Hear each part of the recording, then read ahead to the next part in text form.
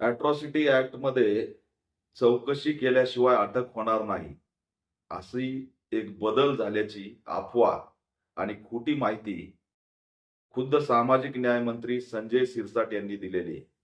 मुळात 2025-26 ला कोणताही अॅट्रॉसिटी ऍक्ट मध्ये बदल झालेला नाही.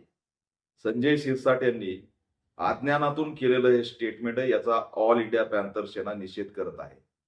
दुर्दैव आहे की अनुसूचित जातीचे असलेले संजय सिरसाटच सामाजिक न्यायाची भाषा सोडून सामाजिक अन्यायाची भाषा करायला लागले.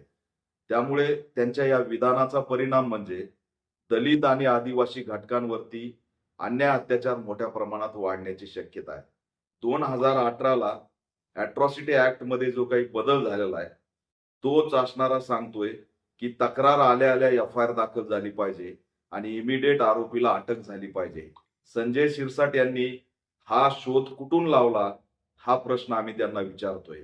त्यांनी अफवा पसरवलेली आहे, मिसगाईड केलेलं आहे, मिस इन्फॉर्मेशन दिलेली आहे आणि याचा परिणाम समाजात झाल्याशिवाय राहणार नाही. म्हणून त्यांना कोणत्याही परिस्थितीत सामाजिक न्याय मंत्री पदावरती बसण्याचा नैतिक अधिकार राहिलेला नाही. तात्काळ त्यांचा राजीनामा राज्य सरकारने घेतला पाहिजे, अशी ऑल इंडिया पॅन्थर सेना मागणी करत आहे. दुर्दैवाने अन्याय अत्याचार, दलितांच्या भूमिका आणि अॅट्रॉसिटी ऍक्ट याबद्दल संजय सिरसाट यांना कसलीही माहिती नाही. ते अफवा पसरवत आहेत, हेच असणारं सत्य आहे आणि त्याच्यामुळे त्यांचा सामाजिक न्याय मंत्री पदाचा राजीनामा घ्यावा, अशी ऑल इंडिया पॅन्थर सेना मागणी करत आहे.